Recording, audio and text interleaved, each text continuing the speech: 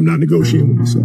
Yeah. The deal was already made. The deal was made. When I set out at the beginning of the summer and said, this is the training plan I'm doing, I signed that contract with myself. I'm doing it. You know, throughout that process, you'll start talking to yourself like, man, I think I need to, maybe if we, nope. No, it's non-negotiable.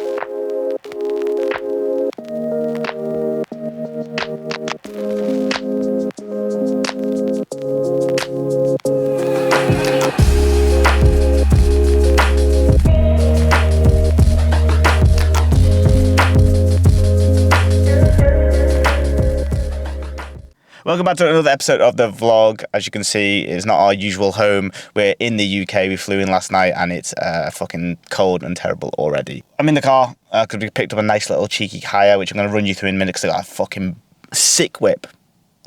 Joking.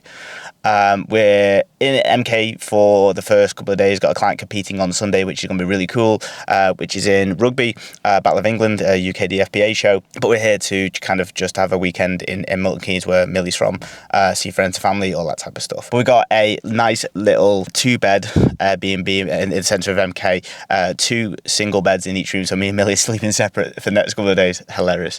But we're going to fill you in on how we go through this week competing on Sunday. Not me personally. The client's competing on Sunday, and then we'll run you through that, and then going back to the UK, back to Runcorn for a week, which is going to be very exciting. Arnold, PCA, everything that's coming next week as well. So it's going to be really cool. Let me just show you the fucking whip I've got.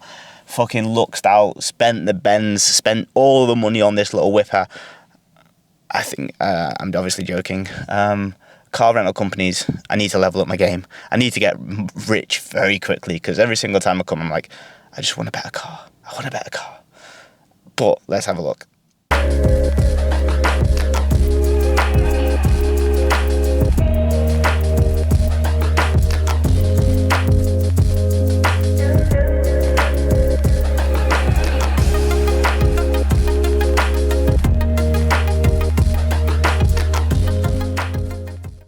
It's a fucking Corsa. Whee! Fucking fantastic. This is what they say is a Ford Fiesta equivalent. I'm not going for anything other than saloons anymore. I think the Mercedes that I had ruined any type of experience of a fucking little small car like this little whipper. So we got this for 1 week, and do quite a lot of miles because we're going back up and down that M6 and down the M25. So it's going to be good. Right, time to do some work. Oh, full day on my own. She's getting her hair done, all that type of business, and it's time to I need to catch up on yesterday's work because we flew all day yesterday and I'm fucking tired. So we did some food shopping yesterday as well. So we got the classic breakfast of 2 chicks. Now in Dubai, these are £7 per this. The UK is maybe £2. Thank fuck for that. And like, the amount of shit that we've got that is so less expensive in the UK. You guys that live in the UK think that you're having a fucking crisis on food. Obviously, I'm joking to some degree. Comparative to Dubai, we spend about £150 to £200 a week for 2 people on food, and we're not crazy. Like the toothpaste that we got Colgate toothpaste. Here it's £5. In Dubai, it's £15. And we came in and were like, fucking so nice to be able to not spend that much on food intake. So fucking great. So we've got some niceties this week, even like just small things like the Kellogg's Raisin Bran and whatnot. These are my OG. They're like first cereal that my mum ever introduced to me. She was back in the day, she was loving these. When they used to come biggie shreddies, used to come massive, like a biscuit like Weetabix. And she used to have those and the fucking goats. Obviously got some new protein as well, like vegan misfits. Millie likes that one. I don't particularly like it. I have to actually add the flavour drops to it because it tastes like fucking arse. Anyway, you get the drift. So that's caramel flavoured, toffee flavoured. So yeah. Here's another thing. If you're vegetarian and vegan and you live in the UK, you're wild if you don't get your protein in. I understand it's hard sometimes, but we just went to the shops and legitimately the vegan and vegetarian range are so wild. Like buckets of vegan chicken. Mock chicken. Linda McCartney have come out with a box of like chicken, like going to KFC. They've got like pulled pork burgers, they've got like chicken burgers, they've got like the range that you guys have if you're vegetarian or vegan, there's no reason why you shouldn't be getting your protein in. Like legitimately, now that even like Linda McCartney now like they're starting to do oat milk and almond milk. They're branching out massively, and the amount of protein stuff that you can get in these UK supermarkets are wild. Like if you come to Dubai, you've got Linda McCartney sausages, 2 variations, the one burger, some tofu, a few burgers from the frozen section, and that's it. Whereas there's miles and miles and miles of section in the UK shops, and then we're coming over here thinking, fuck, it's so good. I mean, obviously I'm not always vegan, I've got some fucking steak in the fridge, but the reality is that you guys have it much, much easier. Now I've got a new video, I'm going to do that this week because I've just been triggered by it. Those of you that don't like the whole soy-based stuff or the mock meats versus like natural proteins, you don't know what you're talking about, first of all. Second of all, is the ramifications are much less than what you think they are. But I'm going to do a whole video on that, so stay tuned for that. Because if you're not eating mock meats and you're not eating like soy-based products, you're not going to build muscle, and nor are you going to get your protein in, because what you're going to have, fucking kidney beans for 140 grams of protein? Not a chance. Anyway, let's make some eggs. Egg whites and rye bread. We've got the German style rye bread. I haven't had this in such a long time. And very, very happy that we got some of this. So we're going to smash that out. I had a coconut latte, just dropped Millie off at a hair appointment. So the UK has some good things. One is if we still lived here, fucking hell, we would not spend as much money as we do in Dubai. Which means that I'd have probably a better car, or even a car in that sense. Second of all, is we spend less on food. But we're also fucking cold, and I'm not going to change that.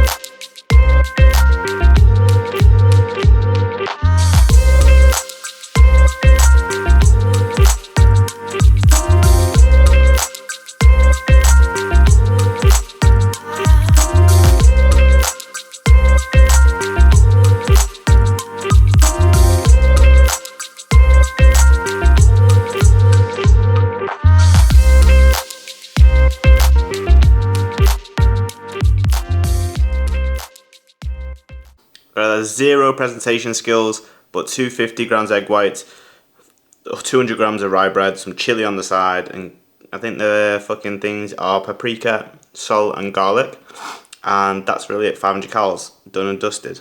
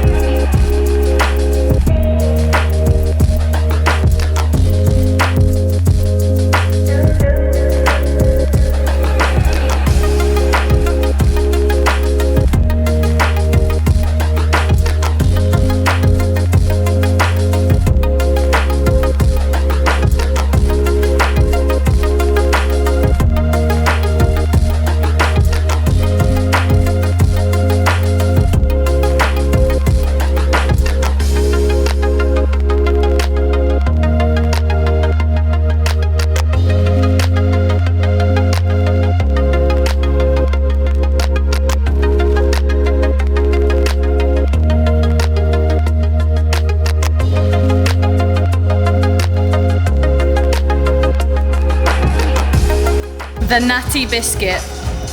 Natty biscuit. Why are you shouting? Gotta use it. Music allowed below. Yeah.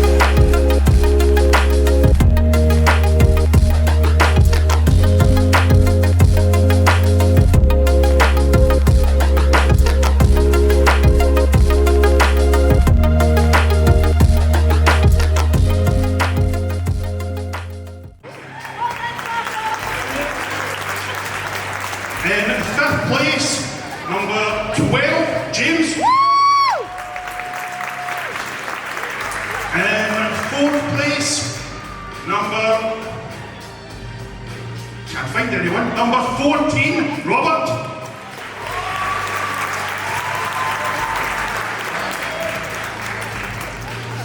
And now the top three.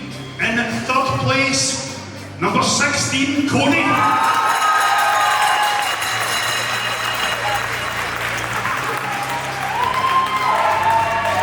In second place, number 27, David.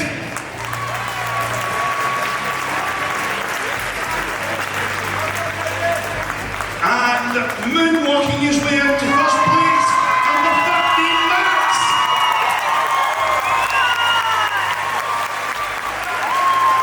A round of applause for all competitors. And the final pose of the top three. Gentlemen, medals on. Thank you. Placing your medals on. Can we have a final pose from the top three competitors? And just the winner.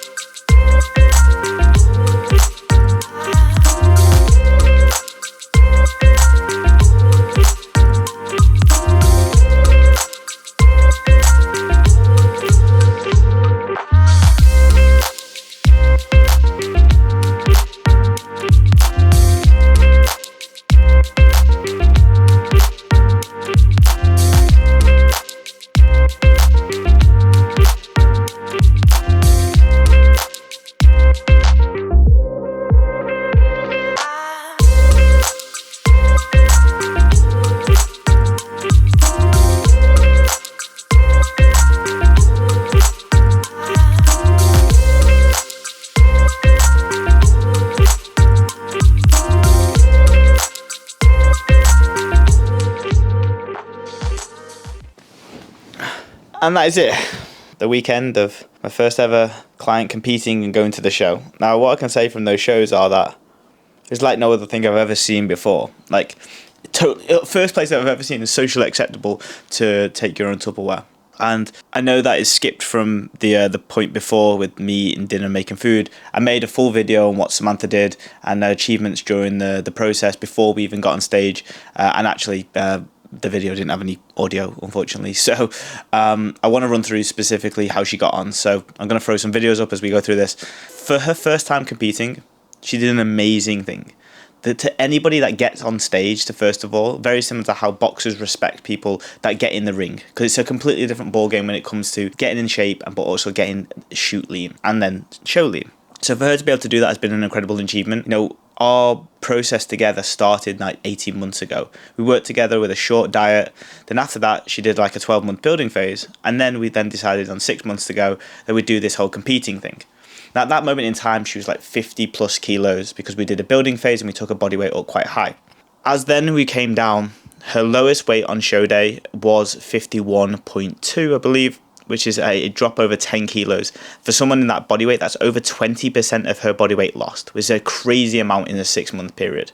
You know, the amount of cardio that she had to do, the amount of steps that she had to do with a weighted vest, the amount of food that she didn't get to eat, was one of those in which to appreciate what it's like to be a small female, to get in that type of shape, you have to understand the mechanics of how many calories people burn on a day-to-day basis.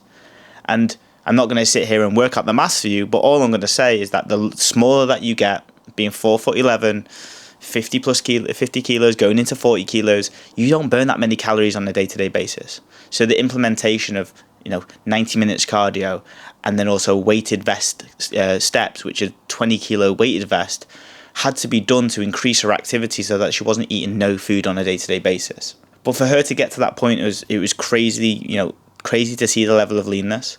Now, in my opinion on the day, you'll see that she got sass, the bikini looks great, she looks amazing, the confidence is there, the posing was great.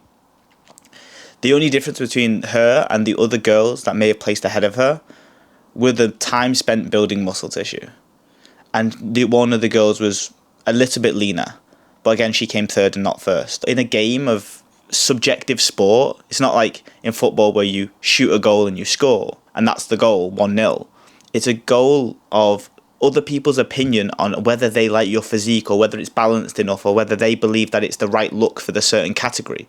It's almost like a blooming beauty pageant to what they believe is the right thing.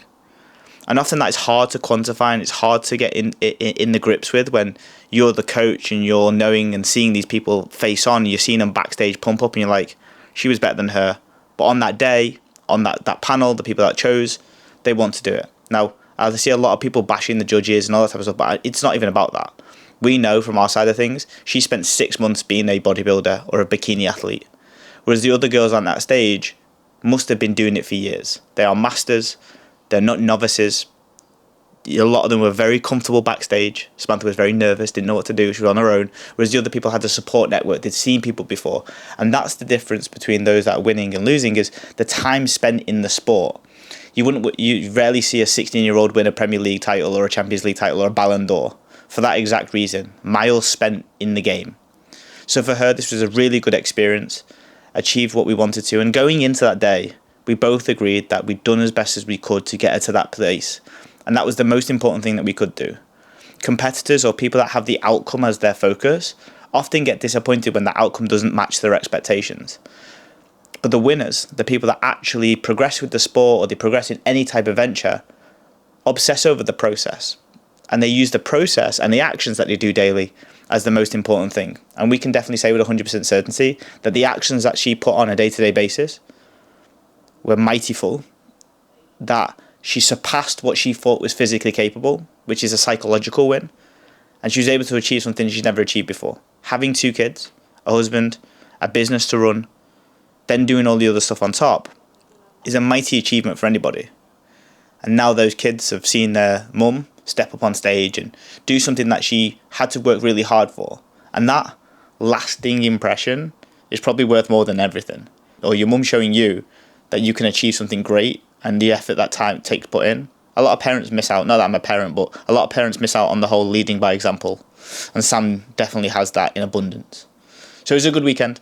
It was really, really good to see the level of competition. It certainly got me fired up for my competition next year. Got me, thinking about what I need to do now to improve that on that day. I'm super confident with what I need to do. Or looking at how people fuck up on stage and how they don't do the right things. It gets me fired up to start now to make that better. So it's all in all a really, really good experience. It would have been the cherry on the top with her winning or getting a place. But that isn't what it's about. This week she's got a photo shoot, which is another attention thing to look at. She's going to look amazing on those shoot pictures and we'll be able to get them out and show you probably. And overall, it was a very, very good experience. Something that I've learned and that's actually lit the fire in me, not from a competitive standpoint. It certainly has allowed me to understand what it's like to be a competitor and go backstage and do those things. But it really gave me back the competitive edge when it comes to being part of that. Like on stage, she was on stage and I'm on the side and I'm in a bundle of nerves and I'm annoyed at various different things and I'm worrying about all these different types of things, and then on the car home I'm spending 2 hours in the car just thinking about what I could do better. And it's been a while since I've had that level of insufficiency where I've thought, fuck, I should do more. And it was great for me because that for me is a competitive edge, and that for me is insufficiency that leads to growth. And I can tell you even in this week, that carryover of me seeing her doing the things we've done, being super, super proud, but also knowing that next time could be better in whatever process that we do. It's allowed me to move business forward. It's allowed me to look at everything that better way. And I think, the commonalities between most people that why sports people do really well in business and business do well with sports is that there's a competitive edge to it. And there's a desire towards that. And like always improving, constantly improving. And it was a great reminder of how important that is for me as a person. And I need to create that daily and weekly. And sometimes it's lost in our own biases and it's lost in our own emotions because sometimes we don't want to feel like we suck, especially during this knee replacement series. It's been, I don't want to feel any more shitter than I do. And when you're in that state, you can't accept feedback, you can't take criticism, you can't take lighthearted stuff because you're already in a place of shitness. for a technical term. But when you are in a place of like, I can improve and I can do better, everything comes from there. Like it's an insufficiency of what you can do to create progress, and that's really, really important. So it's a small vlog from me. We've got a next one coming up, and we're going to be at the Arnold's this weekend, which is going to be very exciting. No one compete. Actually, Aaliyah's competing, one of our friends, and we're going to be in Birmingham, and then it's back to the sandpit, which I'm super excited by. I've got a hoodie on, which means I'm fucking freezing as always, and it's time to use that competitive edge, that competitive advantage, that competitive mindset into everything that I do when I go back home as well. So very, very excited. Small vlog from me. Have a great week.